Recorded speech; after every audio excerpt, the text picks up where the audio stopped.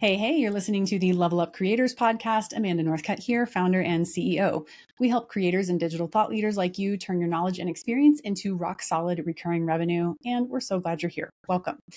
Today, I'm doing a deep dive with a pair of veteran creators who have a best-selling book, the Top Marriage podcast on Apple, over 125,000 social media followers, and almost 15 years of creator business experience under their belts.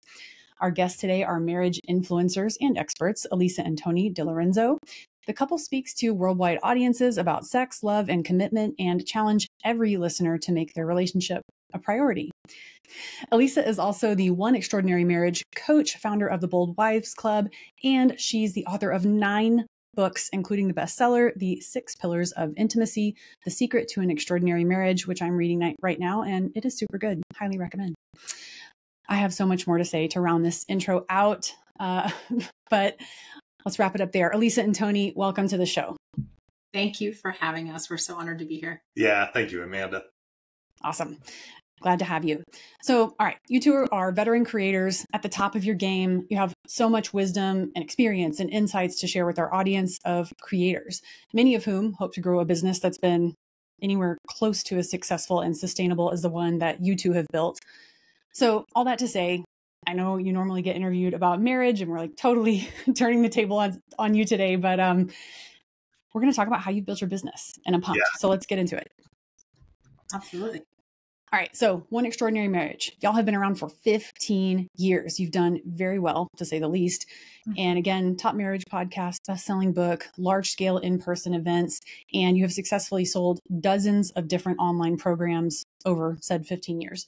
But let's rewind the clock a little bit, take us back, hit the highlights on how in the world you got to where you are now. Wow. Yeah, well, it all started when we decided to step into this space, right? And back in the day, it was all about blogging.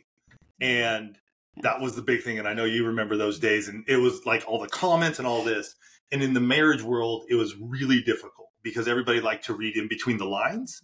And it was really frustrating. Alisa and I would write articles and we would actually get in more fights trying to write an article. It was not good for us. It wasn't good. Good for the marriage. And we had a business coach. And he said, hey, have you guys heard of this thing called podcasting? And this was late 2009. And we were like, nope, we haven't. And he shared what podcasting was. And that really was the start of it because we stepped in. I hired another coach to help us set it all up. And then January 13th, 2010, we released our first episode. 60 Days of Sex. That was the first episode. And so we did that. And we just started getting going. And then we wrote our first book called Strip Down, 13 Keys to Unlocking Intimacy in Your Marriage. And we began to see some people like gathering. We started building a community, not an audience, but we started building a community then. And we were like, oh, this is really cool. And then about 3 years into podcasting, we finally added stats because back in the day, we didn't have what we have now. I mean, it was wild, wild west, and it's still a little wild, wild west with podcasting, I feel like. But back then it really was. And so I forget, I think we moved our hosting to Libsyn because we kept crashing our server. We had a shared hosting and we just crash every time we release a new episode. It would just crash. And I didn't know why. I'm not a techie guy. But 3 years in, we were like, all right, let's get stats. And at the time, I remember seeing it like the first full month. We had something like 20,000, 25,000 downloads. I was like, holy cow. People are listening. People are listening. I don't even know where they're listening because it's podcasting and I don't even know where to llisten personally. This was before the podcast app. This was before like it was really hard to find podcasts 14 years ago. Yep. So that was about 3 years in. And then we had a chunk of time in there where I was running another business. Alisa was a stay-at-home mom raising our wonderful children. And so we really weren't doing much. We did release a couple of other books. You began coaching. Yes. And let's see. About 5 years in, I began coaching. Okay. And that was also a lot of iteration in that over the years because, what do you do when people are coming to you with their problems and how do you handle it? And how do you, set yourself up to understand what your value is and what are the iterations until you're like, oh, okay, now I'm actually getting paid.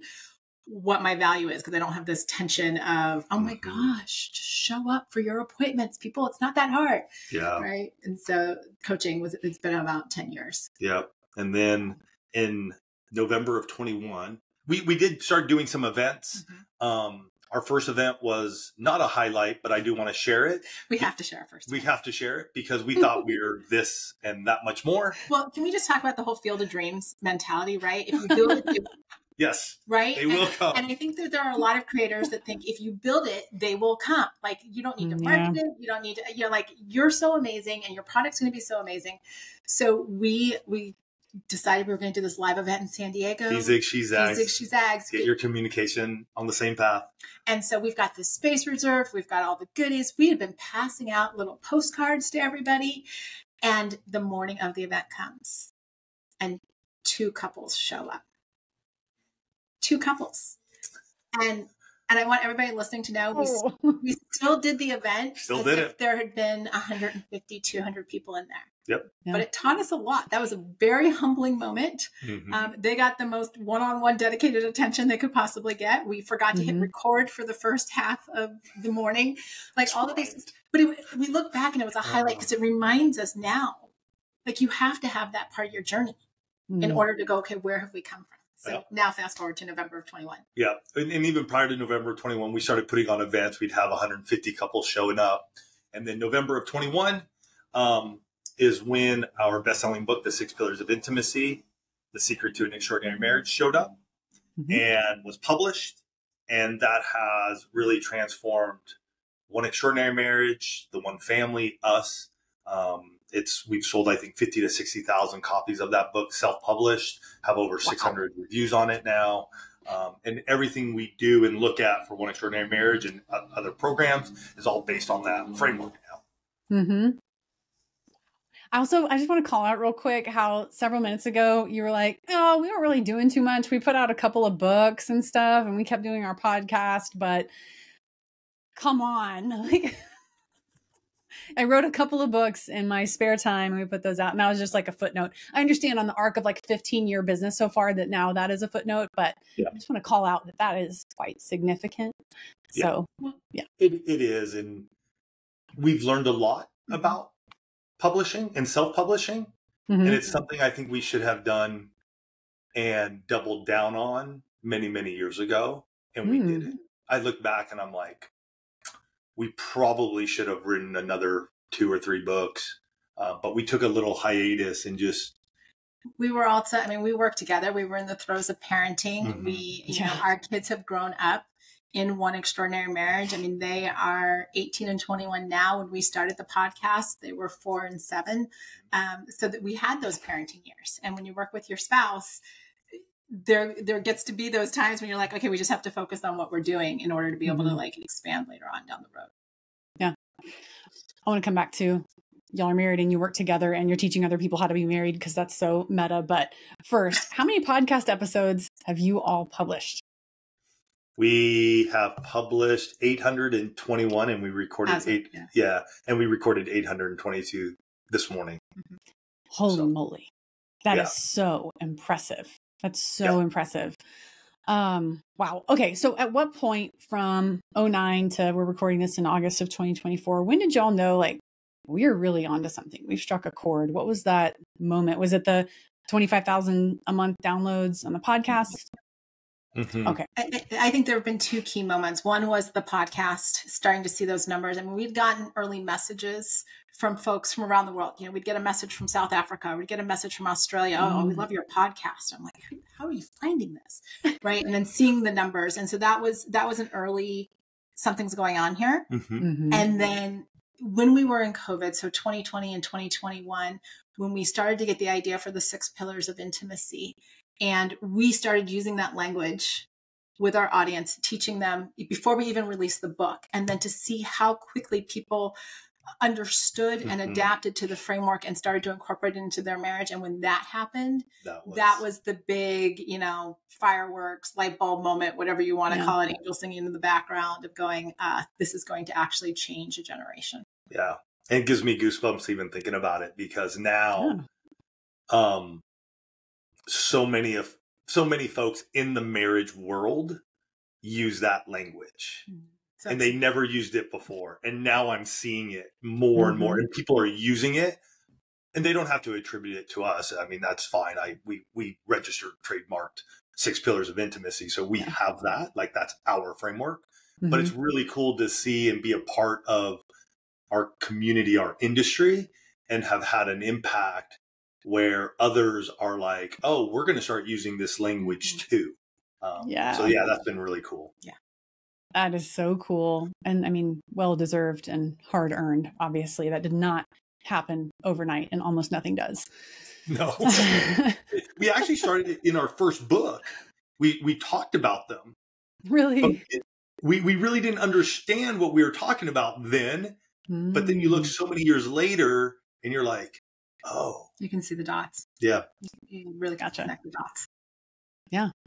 Okay, well, let's talk about what it's like working with your spouse, where the expectation is that you two are the model of a truly extraordinary marriage. And then the second part of that question is, what are maybe top 3 points of advice you would give others who are working with their partner or their spouse?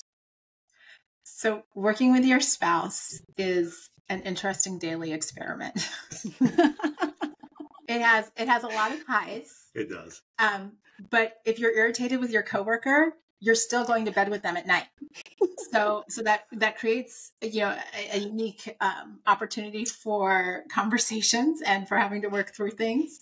And we've had many of arguments. Oh yeah. I mean, this isn't like, oh, yay, everything's just great. I mean, we've had many of heart-to-heart sit downs. And even when Alisa began coaching, I had another business where I had to do sales every day. And so I remember just being on the phone with her and like, hey, you did this consult. How'd it go? It's supposed to be like 15 minutes. Oh, I spent an hour. I'm like, you did what? Like impressing her, like, you can't do that. They're not going to sign up. They're not going to become a client. You just gave them everything they need. Why are they going to pay you now? And so tears. So we've had some of our most epic highs and epic lows.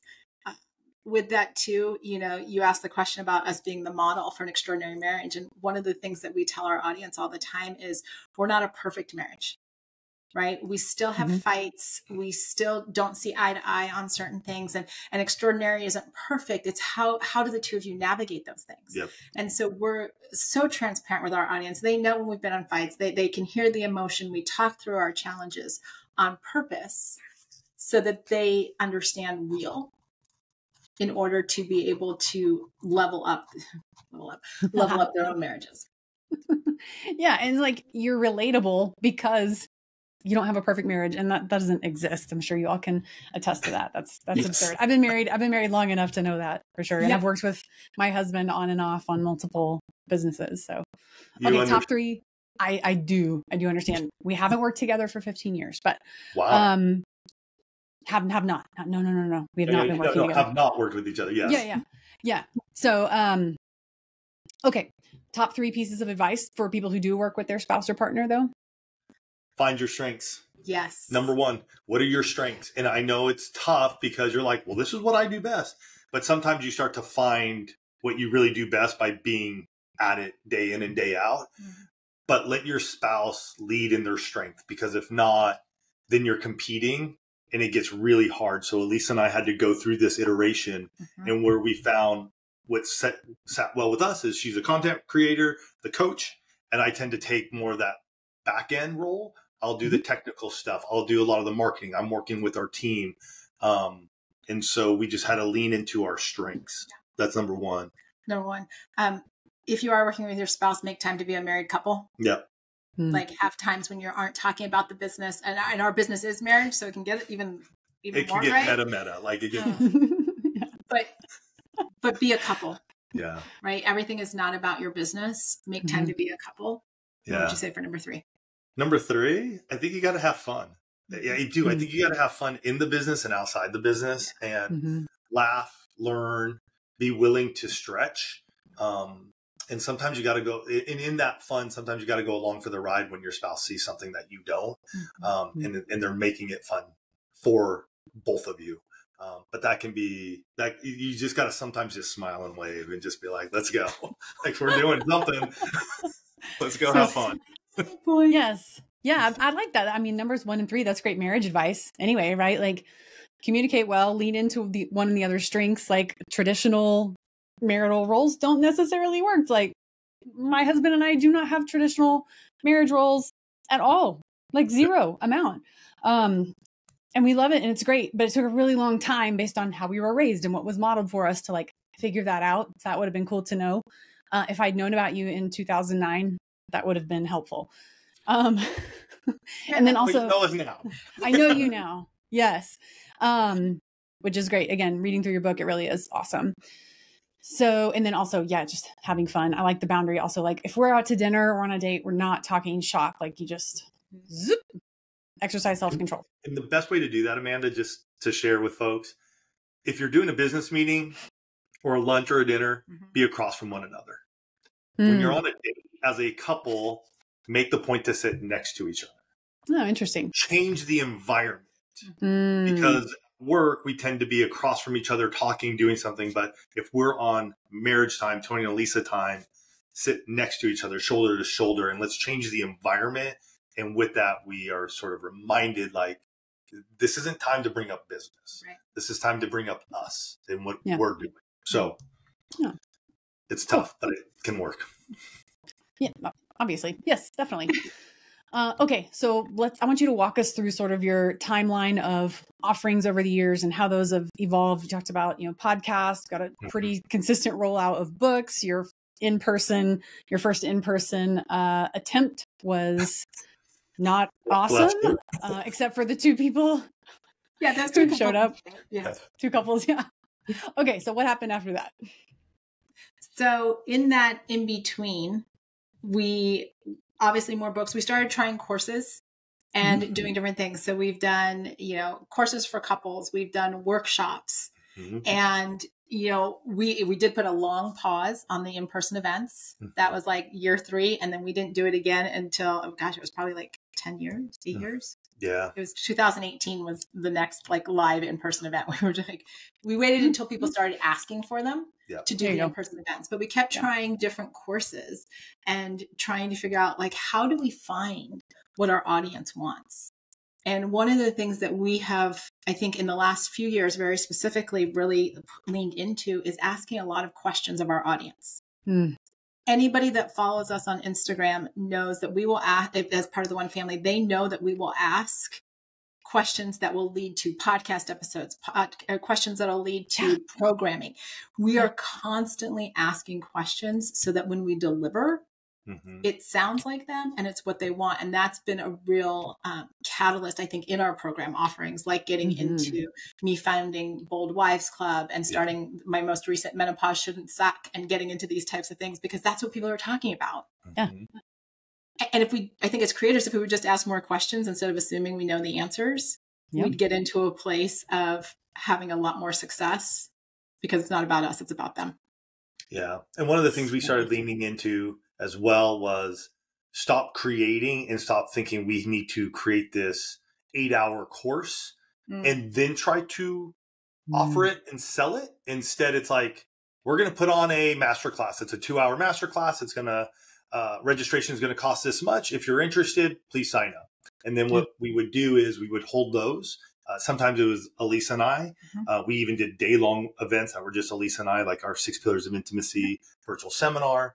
We've done them with other experts. And then we hold those events and then we package them up and we change that landing page to now be, instead of a live event, it's a digital product and you can buy it. And so I would say one of the big changes though for us was try to create everything and then sell, where now it's more like, let's sell and see if there's an interest and then create. Yes, I love that. Working iterations is such sage advice. And that's such a great way to do it. I mean, we're looking for the overlap between easy for me to provide as a creator. There's a lot on a creator's plate, especially if you're a solopreneur doing it all yourself. You got to do all the social media and the technology and on and on and on. So easiest for you, that also overlaps with highest value for your customer. Right. And a lot of time, those like live events are amazing. And I love that content motion, right? Hold the live event, It's very low risk for you. It's simple for you to put on because you're an expert, just like the people who are listening are experts in their field. Record it, sell the recording.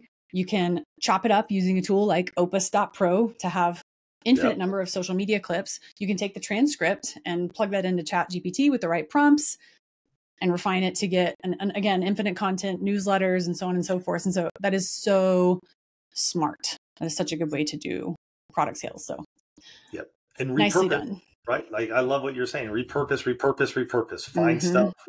And we are doing a better job of that now. Like, just even looking back at some of our old stuff, and I'm like, this is good stuff. But it's been sitting. But it gets lost. You know, I call it digital clutter. It just gets dust on it, and you're like, where is it? And all of a sudden you start diving in, you're looking, you're like, this is really good. Like, we're younger, obviously, but it's still quality. Like, what we provide is really good. So finding that is good. That is. Yeah. Recycling content is completely valuable and legitimate, especially for people who have been at it at any length of time, especially like, 15 years. Okay. Shifting gears a little bit. Obviously I'm very much enjoying working with you. My team is as well in Level Up Creator School over the past several months. And I can see this like insatiable curiosity and growth mindset, these two qualities in both of you. And yet, the digital landscape obviously has changed a lot. We've been talking about sort of the evolution of your business over the last decade and a half.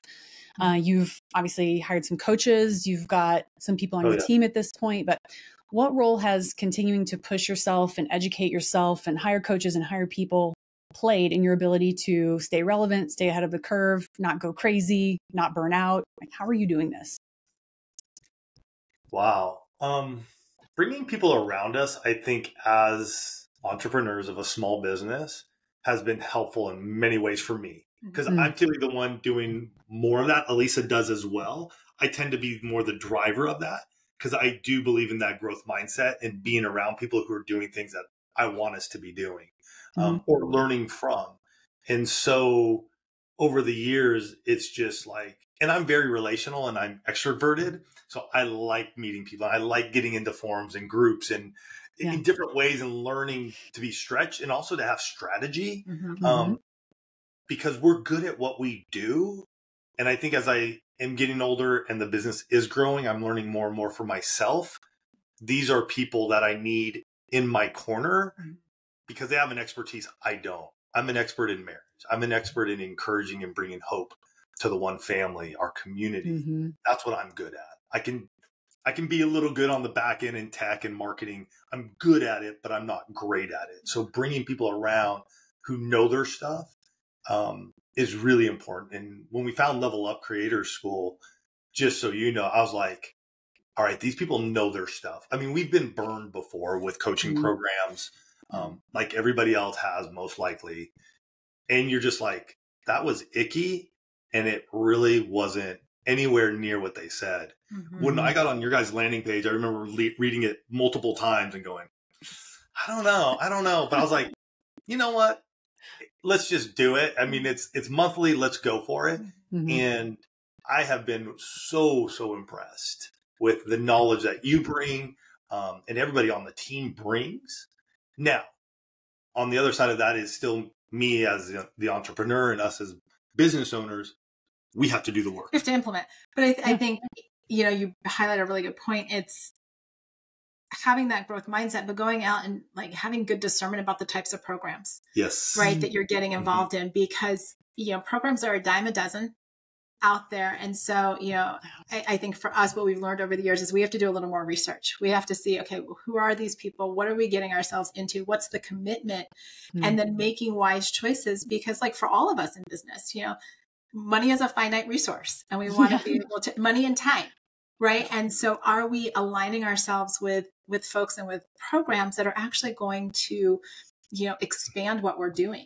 And I think that was, I know when Tony first showed me Level Up Creator School and I started poking around because I am like the scavenger. I'm like, let me see what they've got going on. Yeah. Who are these people? What are they doing? I totally, stalked you on LinkedIn and I'm like, okay, she goes all the way back to Texas A&M. Yeah. Right. I'm looking at your websites and like where you've been and things like that because I want to know. Right. And when I started seeing that, I'm like, okay, this is somebody, and I will say your level of authenticity, a lot of people talk about our authenticity. The level of authenticity that you and the team at Level Up Creators School bring to the community is what made it easy to say yes to stretching and going into this new season working within the program, because we want people that are going to be real. I don't need slick. I don't need hype. Can we get it done? We're building a business here, man.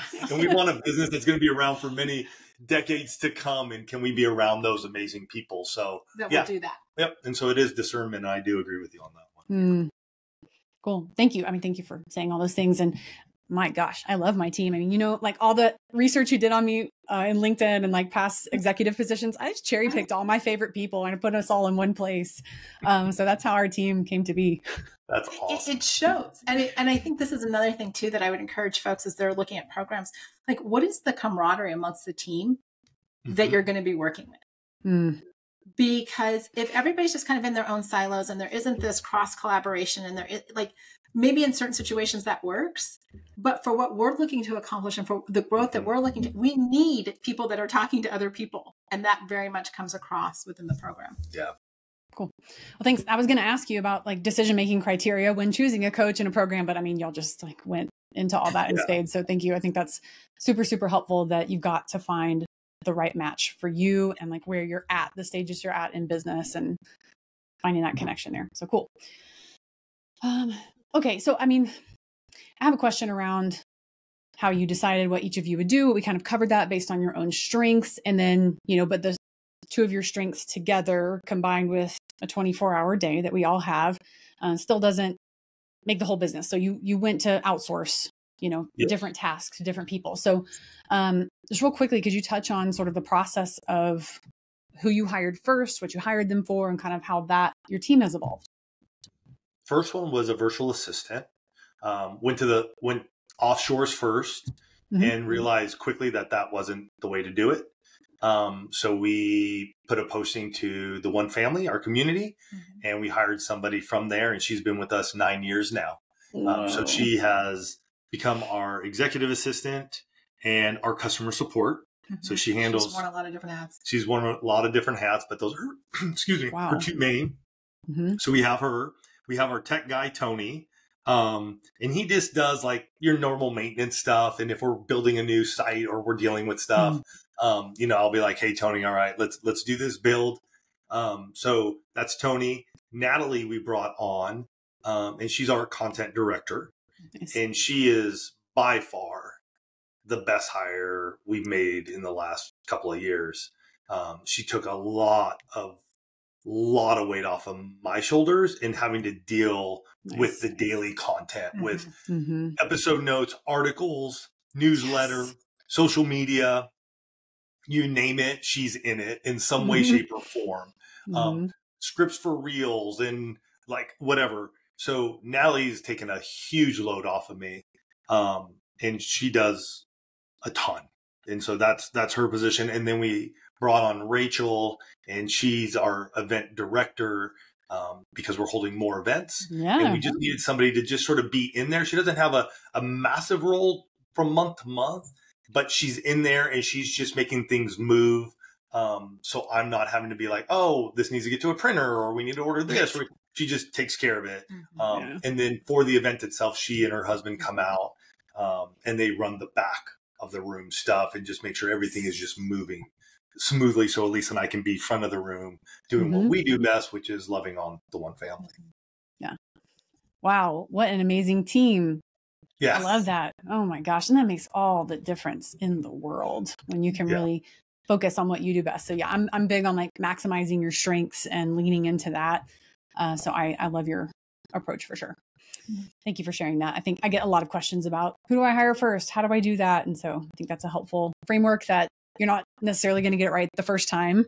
I know you two are extremely resilient. I mean, now you sell sold out in-person events to hundreds of couples. And I mean, just that you didn't throw in the towel after that first event, I think speaks a lot to your character, resilience, persistence, and the level of intention you have. I mean, this business really means the world to y'all. Like you're making a huge difference I love your mission also. It's like, it's help one couple a day, like help one marriage a day. Is that right? Yeah. Impact one marriage. And that's our mission. Yeah. That's what we tell our team. Don't worry about everything else. Just how are you impacting one marriage today? That's it. Yeah. That's all we got to do. And everything else will work itself out some way, somehow. That is so powerful and such a good, short, concise thing that yourselves and very importantly, your team can remember and point to. Like, that's the North Star. That's where the business is heading, is what you're doing today tied to that result. So I think that's cool. All right, let's talk about social media. Y'all have a massive Instagram account. So when did you start in social media? What was sort of like the growth arc of the Instagram account, and how's that working for you at this point in terms of like lead generation? Yeah. Social media started probably from the beginning. I think we had a business page on Facebook back in the day. So that was probably the first thing, Twitter back in the day. And then about 8 years ago, we jumped into Instagram. Yeah. And again, consistency is something that Alisa and I are very well known for. Because you have to be consistent when nobody's looking, because they want to know you're there. And in Instagram's the same thing. If you post once and then you don't post again for a month, people don't know if you're really into this or not. And so we just got really, I did. That was one of those strengths conversations. Yes. Like that. So when he says that, it's because we had a very intense heart-to-heart about Instagram at one point in time. And this is well before there were schedulers. I used to have to post every day, come up with the content every day, create the image. And we just stayed consistent. So it grew. It just, I don't remember where the hockey stick happened. I can't recall, because I remember just posting and we kept doing it. Yeah. It's probably within the last 3 years, maybe, for sure, where all of a sudden it went from like, oh, we got 10,000. Oh, we're at 50,000. Oh, we're at 75,000. Yeah. And then we sat for a long time trying to hit 100,000. Come to find out they had put some restrictions on us for a couple of posts that we put up that had, the word sex in it, which I didn't understand because we'd been using that for so long before. Natalie had found that. And once we took that off, then we had 100. Then it shot up past 100. Yeah, we're about to close in on 110,000, I think, there.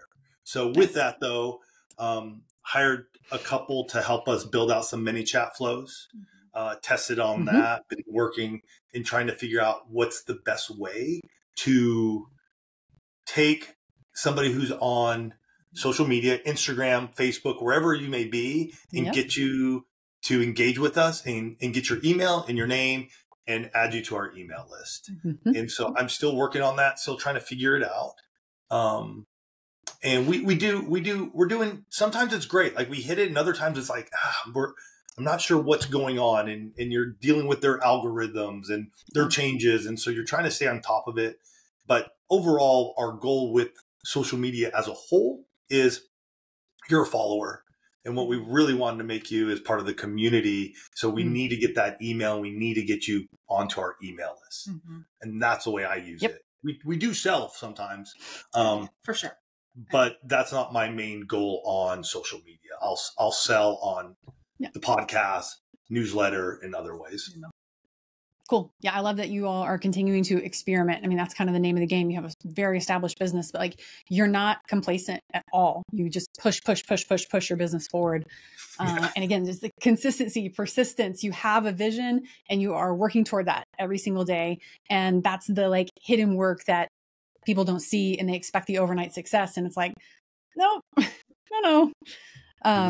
Can I say one thing about following, though? Because too much of our society and creators put such a value on it. I would say when we had a smaller account, it was much more niche to who we are and who we serve. And as it's grown, it's gotten a little diluted. And I have noticed that. And so the number itself, it may look good and it may look pretty, and it's something we can pat ourselves on the back and go, look at us, wow. But at the end of the day, it gets a little diluted. And I'd rather have a more niche audience that I could really speak to, and they understand us and we understand them. Yeah. Yeah. I love that. I mean, and a lot of what we teach in Creator School and our consulting firm is you don't have to have the massive following. I mean, we do LinkedIn quite a lot. We're on there quite a lot, but like our email list is many times more people than all of our social media following combined.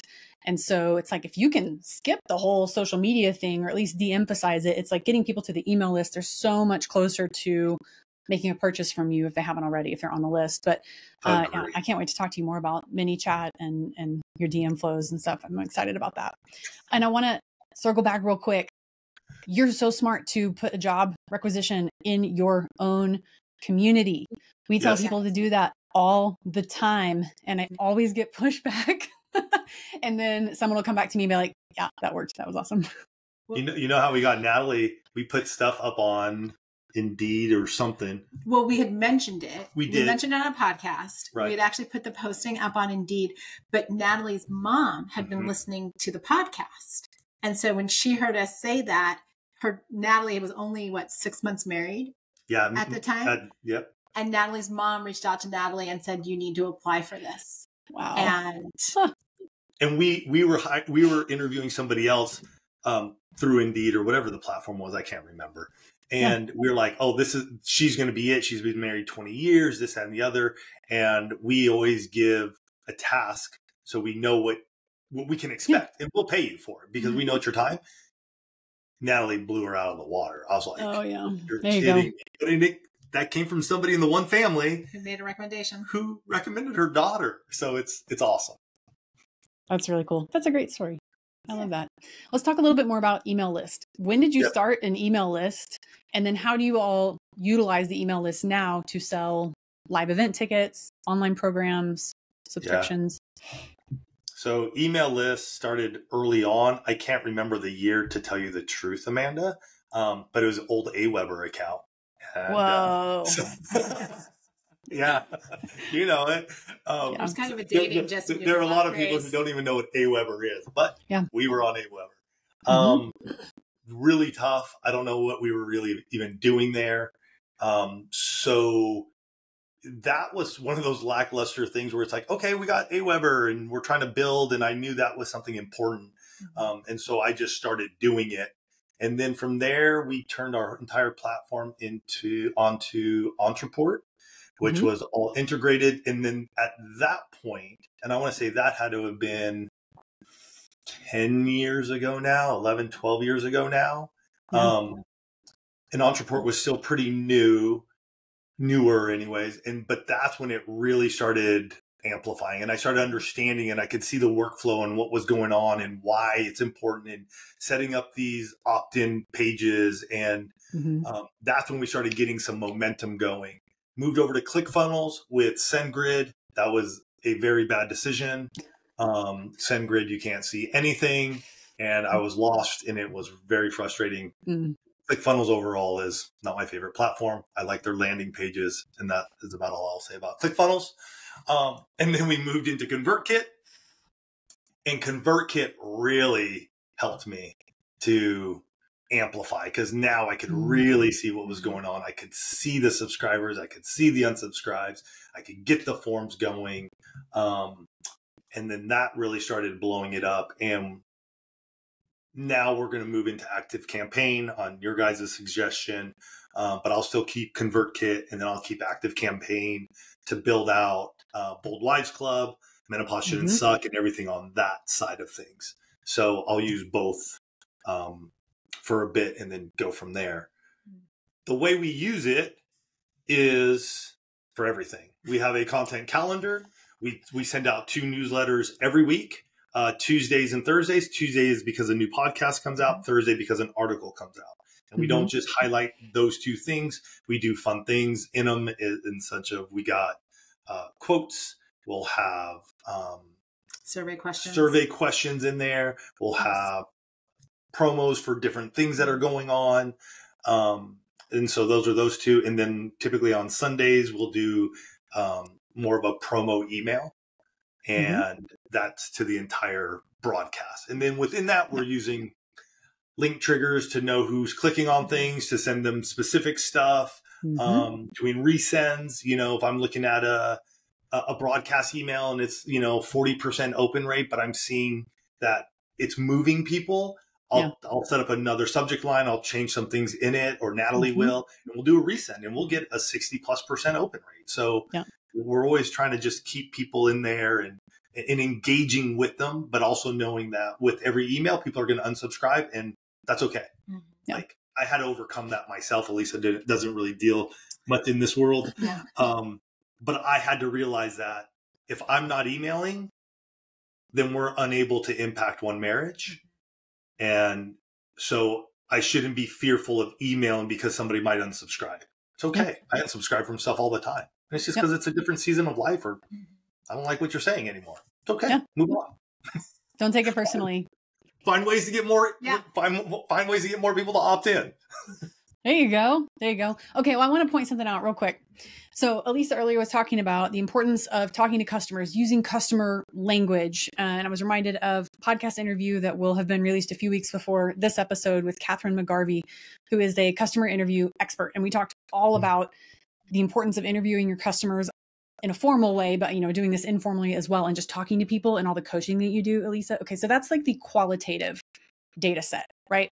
And then Tony's over here looking at the hard numbers, like absolute numbers and percentages, the quantitative data set. And then you two are merging those so beautifully and, like doing the resend to unopened. And then, Alisa, we've all talked a lot about revising language to be more incisive with your target market for different offerings. And so it's in the marriage of the two where the success really comes from. You can't really have one without the other because they both play such an important role. So I think that's cool that you're doing that, I guess, whether you've thought about it in that way or not, but super important. We haven't thought about it, but thank you for bringing that up.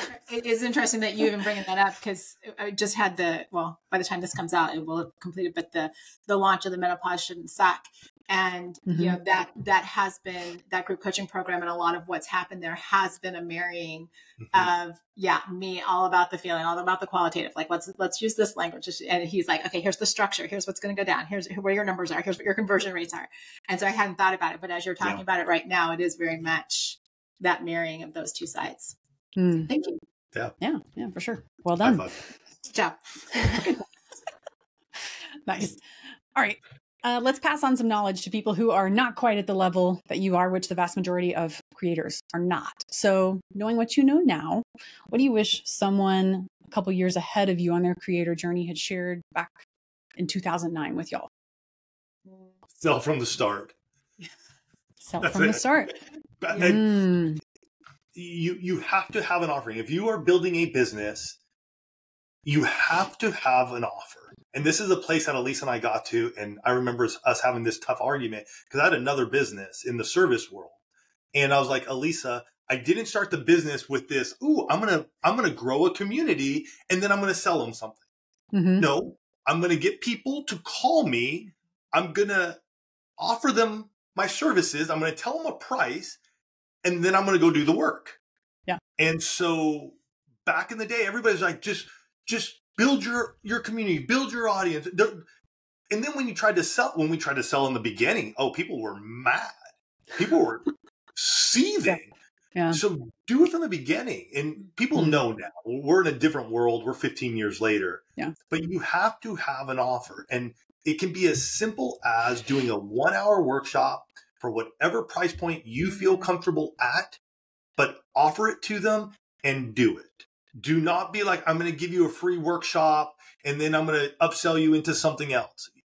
Just sell them the workshop right now. Sell them something, because they need to know that what you are providing has absolute value. And they can't just come in for free and then maybe think about it, for a week afterwards and not do anything.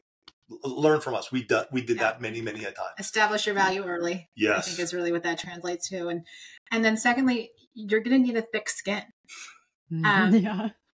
If we go all the way back to episode 3 of the podcast, right after that episode, January of 2010, got an email, Facebook message from a gal I went to high school with, and she just laid into like, who do you think you are and what makes you an expert?